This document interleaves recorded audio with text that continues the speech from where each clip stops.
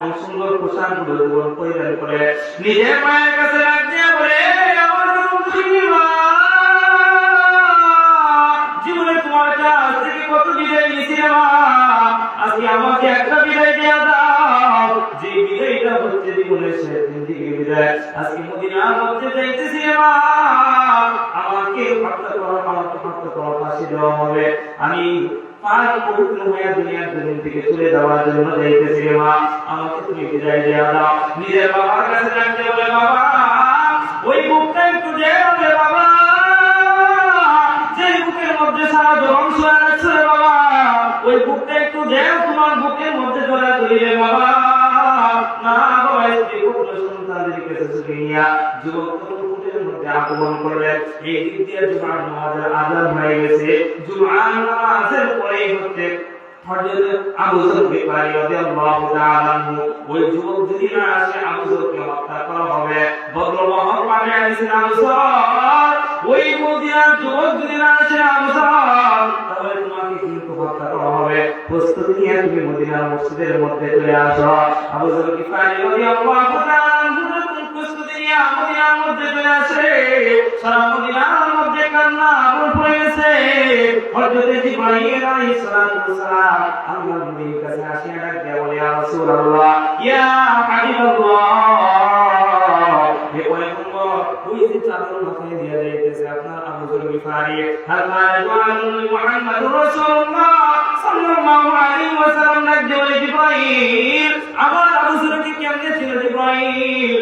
এমন সময় জিবরাইল আলাইহিস সালাতু ওয়াস সালাম ডাক দিয়ে বলে, হে পয়গম্বর মুহাম্মদুর রাসূলুল্লাহ, আপনার আবু যরকে শুধু আমি চিনি না নয়, আসমানের ভিতরে যত ফেরেশতা আছে সমস্ত ফেরেশতা আপনার আবু যরকে ঘিরে। সুবহানাল্লাহ। মুসলমান ইমানদার আমার গোলাম, আমার নবী ডাক দিয়া বলে, হে জিবরাইল, আমার আবু যরকে কেমনে চিনে রে জিবরাইল? জিবরাইল আলাইহিস সালাতু ওয়াস সালাম ডাক দিয়া বলে, ইয়া রাসূলুল্লাহ, ইয়া হাবিবাল্লাহ, আপনার আবু যরকে চিনার জন্য দুইটা কারণ। একটা কারণ হচ্ছে আপনার আবু যর সূরা ইখলাস বেশি পাঠ করে। আল-কারিতু আলা নবী মুহাম্মদুর রাসূলুল্লাহ বলেন, কেউ যদি পাক পবিত্র অবস্থায় ওই অবস্থায় তিনবার সূরা ইখলাস পাঠ করে, আমার আল্লাহ তাআলা কিতাবুল্লাহ কুরআন খতমের সওয়াব দান করে। সুবহানাল্লাহ। আরেকটা আমল হচ্ছে হযরত আবু যর গিফারী নিজেকে এত পরিমাণে ছোট মনে করে জাহান্নাম বানাইছে। আল্লাহ যদি মানুষের জন্য জাহান্নাম বানায়, তাহলে মনে হয় আমার জন্য জাহান্নাম বানাইছে, নিজেকে অনেক ছোট মনে করে। এই জন্য আল্লাহ রাব্বুল আলামিন আবু যরের প্রতি আসমানের মধ্যে যে ফেরেশতা আছে সমস্ত ফেরেশতার অন্তরে আবু যরের মুহাব্বত আল্লাহ দিয়ে দিয়েছেন। সুবহানাল্লাহ। মুসলমান ভাইরা আমার, সারা মদিনার মধ্যে কান্নার রোল পড়ে গেছে। মদিনার মানুষগুলো চিল্লায় কান্দে, আমার এমন একজন যুবক, এমন একজন সাহাবী, যিনি নবীর কাছে একজন সাহাবী, সরকার দু আলমের জান্নাত পাবে একজন সাহাবী। ওই সাহাবী আজকে দুনিয়ার জমিন থেকে চলে যাবে। জুমার নামাজের ইমামতি করলেন আমিরুল মুমিনিন হযরত ওমর রাদিয়াল্লাহু তাআলা আনহু। সালাম ফিরাইলেন, আসসালামু আলাইকুম ওয়া রাহমাতুল্লাহ, আসসালামু আলাইকুম ওয়া রাহমাতুল্লাহ। সালাম ফিরাইয়া বাকি নামাজগুলো আদায় করে চেয়ারের মধ্যে বসে গেছেন বিচারের কার্যক্রম করা শুরু করার জন্য। এখন পর্যন্ত যুবক আসে না। আমার তো জানি আমিরুল মুমিনিন ওমর রাদিয়াল্লাহু তাআলা আনহু প্রস্তুতি হয়ে যাও, এখন তোমাকে হত্যা করা হবে, হত্যা করার জন্য তুমি প্রস্তুতি হয়ে যাও। এমন সময় মদিনার মানুষগুলো নতুন চোখে পানি করে কান্না করতেছে। হযরত আবু যর গিফারী রাদিয়াল্লাহু তাআলা আনহু যখন ফাঁসির মঞ্চের মধ্যে বসে জল্লাদকে যখন আদেশ করবে, জল্লাদ আবু যরকে ফাঁসি দেয়া করা, এমন সময় জল্লাদের চোখ দিয়ে পানি চলে আসে, জল্লাদ পানি চলে আসে। আল্লাহ নবীর সাহাবী হযরত আমিরুল মুমিনিন ডাক দিয়ে বলে, জল্লাদ তোমার চোখ দিয়ে পানি কেন আসে? জীবনে কোনদিন কত মানুষকে হত্যা করলা, কিন্তু কোনদিন তোমার চোখের মধ্যে পানি দেখি না। জল্লাদ ডাক দিয়ে বলে, আমিরুল মুমিনিন, এই পর্যন্ত যত মানুষকে হত্যা করলাম সব মানুষ হয়েছে অপরাধীর মুমিন, কিন্তু আজকে এমন একজন মানুষকে হত্যা করতেছে মুমিন, যে মানুষ হচ্ছে আল্লাহর নবীর কাছে একজন সাহাবী, জান্নাতি সার্টিফিকেট কোন একজন সাহাবী, এমন একজন সাহাবীকে হত্যা করার জন্য রাসূলের টাকা-পয়সা করেছে, সাহসগুলো হচ্ছে না। এমন সময় আল্লাহ যখন ফাঁসি টান দিয়ে যখন টান দিয়ে ফেলবে, এমন সময় আমিরুল মুমিনিন ডাক দিয়ে বলে, আল্লাহ দাঁড়াও দাঁড়াও দাঁড়াও, ওই যে টাকা দেখো মদিনা তুই যখন আসতেছে যাই না কি আসে ওর জন্য তোমরা একটু অপেক্ষা করো। এমন সময় যুবক দৌড় করতে করতে যখন আসলেন আল্লাহ নবীর সাহাবী হযরত আমিরুল মুমিনিনের পায়ের মধ্যে পড়ে গেলেন, ডাক দিয়ে বললেন, আমিরুল মুমিনিন, ও আল্লাহ নবীর সাহাবী, অন্যায় করে ফেলেছি। মদিনার মধ্যে আমার আগে অনেক আশা উচিত ছিল, কিন্তু রাস্তার মধ্যে কুরআন পায়ে কোনো সমস্যা হওয়ার কারণে আসতে দেরি হয়ে গেছি, মাফ করে দিন। ওই জায়গা থেকে আল্লাহ নবীর সাহাবীকে নামায় দিন। আমি অন্যায় করেছি, অন্যায়ের শাস্তি আমাকে আমার গলার মধ্যে ফাঁসি দিয়ে দিন। সুবহানাল্লাহ।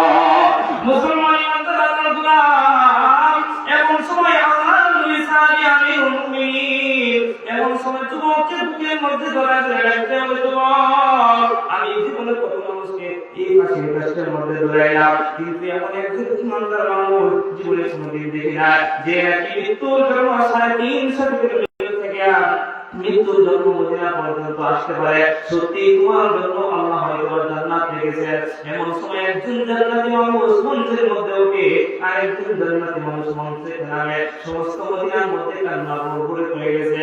আমার নবী সাল্লাল্লাহু আলাইহি ওয়াসাল্লাম ফাঁসি দাও, ফাঁসি দিয়ে দাও। জল্লাদ যখন ফাঁসির দড়ি টান দিবে, এমন সময় ওই যে মুরব্বির দুইটা সন্তান ছিল, মুরব্বি যে মুরব্বিকে হত্যা করেছে ওই মুরব্বির দুইটা যুবক ডাক দিয়ে বলে, আমিরুল মুমিনিন, বুঝতে পারছি না যে লোকটা 350 কিলোমিটার থেকে এই পর্যন্ত হত্যার জন্য মৃত্যু হওয়ার জন্য আসতে পারে, জীবনে কোনোদিন ইচ্ছাকৃতভাবে সে খুন করতে পারে না, মাফ করে দিলাম।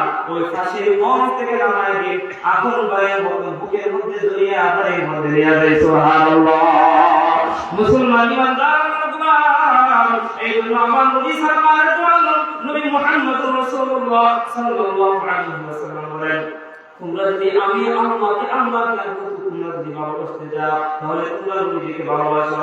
মুসলমান ইমানদার আল্লাহর নবী দুনিয়ার নবীকে বলে বন্ধুরা সাহাবায়ে কেরাম কত মুহাব্বত করেছে। নবী সাল্লাল্লাহু আলাইহি ওয়াসাল্লামকে মুহাব্বত করা, আপনার স্ত্রী পুত্র সন্তান যা কিছু আছে এই সমস্ত কিছু থেকে যখন আপনি নবীকে মুহাব্বত করতে পারবেন, তখনই আপনাকে বলা হবে আশিক রাসূল। সুবহানাল্লাহ। আশিক হমেলা দারাই শাহীন শাহাদ আলম, আশিক হমেলা দারাই শাহীন শাহাদ আলম, সুন্নাত কি পয়বে করতে রহমার জাহাদুম, সুন্নাত কি পয়বে করতে রহমার জাহাদুম। মুসলমান ইমানদার আল্লাহর গোলাম, আল্লাহ নবী সাহাবিয়া পয়গম্বর মুহাম্মদুর রাসূলুল্লাহ সাল্লাল্লাহু আলাইহি ওয়াসাল্লাম কি পরিমাণ ভালোবাসেন। আল্লাহ নবী একবার বলেন, মা যুদ্ধের ময়দানের মধ্যে আহ্বান করে দাও, প্রত্যেকদিন ফজরের নামাজের মধ্যে আযান হয়, হাইয়া আলাস সালাহ, হাইয়া আলাল ফালাহ বলে আযান হয়, কিন্তু আজকে মদিনার মধ্যে তোমরা আযান দিয়ে দাও, হাইয়া আলাস সালাহ, জিহাদ, জিহাদের জন্য মানুষকে তোমরা ডাকতে যাও। যখন মসজিদের মাইকে আযানের বদলে যখন জিহাদের জন্য মানুষকে ডাকতেছিলেন, এমন সময় বাচ্চার মা কান্না করতেছে, চোখ দিয়ে পানি আসে, 7 বছরের বাচ্চাকে বুকের মধ্যে জড়িয়ে নিয়ে বাচ্চার মা কান্না করে ডাক দেয়, বাচ্চার মা কান্না করে। এমন সময় বাচ্চা ডাক দিয়ে বলে, জানি না প্রত্যেকদিন আযান যখন হয়ে যায় তখন তুমি নামাজের মধ্যে দাঁড়ায় যাও, কিন্তু আজকে যখন আযান হয়ে যায় তুমি নামাজের মধ্যে দাঁড়াও না, চোখ দিয়ে তোমার পানি বাইর হয়ে যায়। এমন সময় মনে রাখতে বলে, বাচ্চা কিছুদিন আগে তোমার বাবা আল্লাহ রাসূল সাল্লাল্লাহু আলাইহি ওয়াসাল্লাম নবী মুহাম্মদুর রাসূলুল্লাহ সাল্লাল্লাহু আলাইহি ওয়াসাল্লাম যখন জিহাদের জন্য আহ্বান করেছিলেন, তখন সাল্লাল্লাহু আলাইহি মুহাম্মদুর রাসূলুল্লাহ সাল্লাল্লাহু আলাইহি ওয়াসাল্লামের সাথে তোমার আব্বা জিহাদের ময়দানে শহীদ হয়ে গেছে। আজকে আমার ঘরের মধ্যে উপযুক্ত কোনো সন্তান নাই, যদি সন্তান থাকে তাহলে জিহাদের জন্য তাকে দিয়ে দিতাম।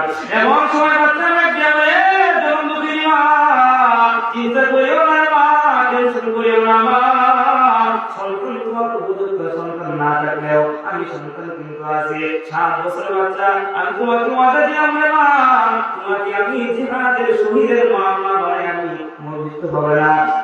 এমন সময় এই মহিলা এই বাচ্চাকে কুলের মধ্যে নিয়ে আল্লাহ নবী সরকার নবী মুহাম্মদ রাসূলুল্লাহ সাল্লাল্লাহু আলাইহি ওয়াসাল্লামের দরবারে গেলেন। তাকায় দেখে সাহাবায়ে কেরাম যুদ্ধের ময়দানে যাওয়ার জন্য তখন গলদা আহ্বান করলেন, দলের মধ্যে দাঁড়ায় আছে। এমন সময় সাহাবায়েরা কে বলে, কেমন আছে মা, তোমার মহিলাদের জন্য যুদ্ধ হবে না রে মা, তুমি বাড়ির মধ্যে চলে যাও। বলে আমি যুদ্ধের ময়দানে যাওয়ার জন্য আসি না, আমার সন্তানকে সরকারের আলমের সঙ্গে যুদ্ধের ময়দানে যাওয়ার জন্য আসলাম। সাহাবীরা দিয়া বলে, ইয়া রাসূলুল্লাহ, ইয়া হাবিবাল্লাহ, ওই যে একটা মহিলা আছে আর তার 7 বছরের একটা বাচ্চাকে নিয়ে আছে, আপনার সঙ্গে যুদ্ধের ময়দানে পাঠাইতে যায়। আমার নবী সরকারের আলম নবী মুহাম্মদুর রাসূলুল্লাহ সাল্লাল্লাহু আলাইহি ওয়াসাল্লাম দিয়া বলে, মা আমি যুদ্ধের ময়দানে যাইতেছি, কেন করার জন্য যাই না, তোমার এই 7 বছরের বাচ্চাকে যুদ্ধের ময়দানে নিয়ে কি করবো? এমন সময় মহিলা চোখ দিয়া পানি আসে, দিয়া বলে, সরকারের আলম, আমি জানি আমার সন্তানকে নিয়ে যুদ্ধের ময়দানে যাবেন, আমার সন্তানকে দিয়ে আপনার কোনো উপকারে আসবে না, কিন্তু যখন আপনার কাফেররা যখন যুদ্ধ দিয়ে আপনার শরীরের মধ্যে তীর নিক্ষেপ করবে, যখন পশ্চিম থেকে তীর নিক্ষেপ করবে, তখন আমার সন্তানকে পশ্চিমের মধ্যে ধরায় দিবেন, আমার সন্তানের চেহারার মধ্যে তীর লাগে, আপনার চেহারার মধ্যে তীর যেন না লাগে। সরকারে দো আলম নবী মুহাম্মদুর রাসূলুল্লাহ সাল্লাল্লাহু আলাইহি ওয়াসাল্লাম আবার যখন পূর্ব দিক দিয়ে কাফেররা আপনাকে তীর নিক্ষেপ করবে, তখন আমার সন্তানকে আপনি পূর্ব দিকে ধরায় দিবেন। যখন আমার সন্তানের মধ্যে তীর না লাগে, সন্তানের মধ্যে তীর লাগে, আপনার চেহারার মধ্যে যেন তীর না লাগে। আল্লাহ নবী মুহাম্মদুর রাসূলুল্লাহ সাল্লাল্লাহু আলাইহি ওয়াসাল্লাম এই মহিলা রাসূলের প্রতি ভালোবাসা, আল্লাহ রাসূলের চোখ দিয়ে পানি ঝরে আছে, সুবহানাল্লাহ। মুসলমান ইমানদার আল্লাহর গোলাম, এই জন্য সাহাবায়ে কেরাম নবীকে নিজের জীবনের থেকেও বেশি ভালোবাসতেন। আল্লাহ নবী সাহাবীরা আল্লাহ নবীকে এমন ভাবে ভালোবাসতেন যে রাসূল সাল্লাল্লাহু আলাইহি ওয়াসাল্লাম আল্লাহ তাআলা আমাদের জন্য এত বড় নিয়ামত দিয়েছেন, ওই সরকারের আলম নবী মুহাম্মদুর রাসূলুল্লাহ সাল্লাল্লাহু আলাইহি ওয়াসাল্লামের সুন্নাত মানতে রাজি আছি তো ইনশাআল্লাহ? হ্যাঁ, আশা করবেন রাজি আছি তো ইনশাআল্লাহ? মুসলমান আল্লাহর গোলাম, এই গোসল রাখেন প্রতিদিন রাতে যখন শুয়ে গেলাম, শোয়ার মধ্যে সাল্লাল্লাহু আলাইহি ওয়াসাল্লাম সংক্ষিপ্ত দুরূদ পড়ে আমি শুয়ে যাব। রাজি আছি ইনশাআল্লাহ? হযরত ইসলামউদ্দিন আউলিয়া রাহমাতুল্লাহি আলাইহি কাবা যখন দোয়া করে, তখন দেখা দেখে তার সামনে একটা ছোট বাচ্চা কাবা দোয়া করে, আর নবী সাল্লাল্লাহু আলাইহি ওয়াসাল্লাম ইসলামউদ্দিন আউলিয়া দিয়ে বলে, বাচ্চা তুমি কি হযরত দোয়া দুরূদ পড়ো না? তুমি সাল্লাল্লাহু আলাইহি ওয়াসাল্লাম কে বারবার বলে, বাচ্চা দিয়ে বলে, আল্লাহ নবী কি বলবো দুঃখের কথা, বাগদাদ শহরের ভিতরে আমার ভাই, ওখান থেকে আমার বাবা সমস্ত গুনাহের মধ্যে আমার বাবা লিপ্ত ছিলেন, হারামের মধ্যে লিপ্ত ছিলেন, অন্যায়ের মধ্যে লিপ্ত ছিলেন, জিনার মধ্যে লিপ্ত ছিলেন। অনেক বুঝিয়ে শুনিয়ে গিয়ে যখন ভারতে হজ করার জন্য নিয়ে আসতেছিলাম, যখন পথের মধ্যে আসি, পথের মধ্যে আসার সঙ্গে সঙ্গে আমার বাবা দুনিয়ার জমিন থেকে চলে গেছে। হে আল্লাহ নবী, আমার বাবা দুনিয়ার জমিন থেকে চলে যাওয়ার পরে আমার বাবার চেহারাটা কুৎসিত হয়ে গেছে, শুয়োরের মতন চেহারাটা হয়ে গেছে, মানুষজন বই আমার বাবার আশেপাশে আসে না। ছোট বাচ্চা আমার বাবার কাফন দাফন করতে পারি না, ভয়ে মানুষগুলো বাবার দাফনের কাছে কবরের কাছে আসে না, বাবা দুনিয়ার জমিন থেকে চলে গেছে, কোনো মানুষ আমার বাবার লাশের কাছে আসে না। এমন ভাবে কান্না করতেছিলাম, কান্না